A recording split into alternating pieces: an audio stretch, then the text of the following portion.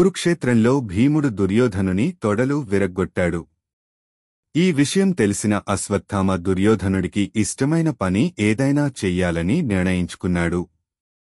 వెంటనే పాండవుల శిబిరంలోకి ప్రవేశించి నిద్రపోతున్న ద్రౌపదీ కుమారులందరి తలలు నరికి తీసుకువెళ్లి దుర్యోధనుడికి ఆత్మకు సమర్పించాడు.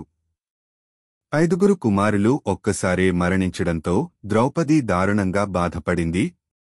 ద్రౌపది దుఃఖాన్ని చూడలేని అర్జునుడు అశ్వత్థామ మీదికి వెళ్లాడు.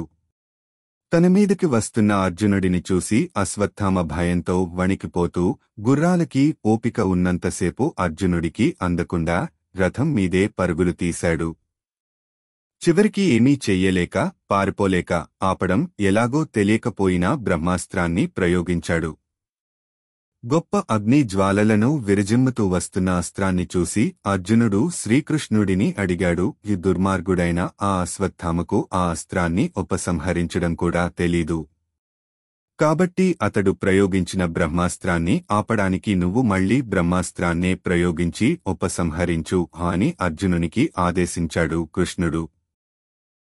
శ్రీకృష్ణుని ఆజ్ఞ ప్రకారం అర్జునుడు 2 బ్రహ్మాస్త్రాలను ఉపసంహరింపచేశాడు. తరువాత పారిపోతున్న అశ్వత్థామను తరిమి పట్టుకుని కట్టి శిబిరానికి ఇచ్చుకువచ్చి అందరి ముందు చంపే ప్రయత్నం చేశాడు. అప్పుడు శ్రీకృష్ణుడు, అర్జునా, వీడు నిద్రపోతున్న వారిని చంపడం తప్పే. తన జోలికి రానివాళ్లని, నిద్రపోతున్న పసివారిని చంపిన క్రూరుడే వీడు. కాని భయపడేవాడిని, దిగులుతో మతిపోయినవాడిని, ఓడిపోయినవాడిని, సాధువై జడత్వంతో తిరిగేవాడిని, రక్షించమని మొరపెట్టుకునేవాడిని, స్త్రీలను చంపకూడదు. క్రూరత్వంతో ఇతరులను చంపేసి తన ప్రాణాలను రక్షించుకోవాలనుకునేవాడు నరకానికి వెళ్లి అక్కడ దుఃఖాలను అనుభవిస్తాడు. రాజదండన తప్పించుకుని యమదండానికి గురి అవుతాడు.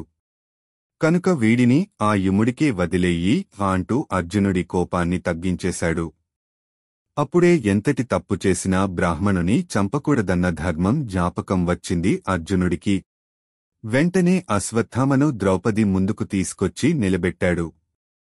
అశ్వత్థామ సిగ్గుతో ద్రౌపది ముఖం చూడలేకపోయాడు. ముఖం పక్కకు తిప్పుకుని తలవంచుకుని నిలబడ్డాడు. అతడిని చూసి ద్రౌపది గురుపుత్రుడైన అశ్వత్థామకు నమస్కరించి, కుమారుని రూపంలో ఉన్న ఆచార్యుడివై ఉండి కూడా ఏమాత్రం దయలేకుండా మీ తండ్రి దగ్గర చదువుకున్న వారినే చంపేశావు.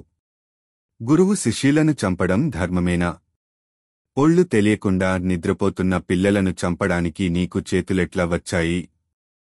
పుత్రశోకంతో గుండెలు పగిలిపోతున్న నాలాగానే నీ తల్లి కూడా అర్జునుడికి బంధీవైన నిన్ను గురించి గుండెలు పగిలేలా విలపిస్తుంటుంది. కనుక నాకు కలిగించినట్లుగా నీ తల్లికి కూడా గర్భశోకం కలగకుండా చూడాలి అని కృష్ణార్జునులతో అశ్వత్థామను వదిలిపెట్టమని చెప్పింది. ఒక్క భీముడు తప్ప మిగిలిన వారంతా ద్రౌపది మాటలను అంగీకరించారు. భీముడు అశ్వత్థామ మీదకి విజృంభించాడు. ఒక్క గుద్దుతో వీడి తలను 1000 ముక్కలు చేస్తానన్నాడు. ద్రౌపది అడ్డుపడింది. అయినా భీముడు ఆగలేదు.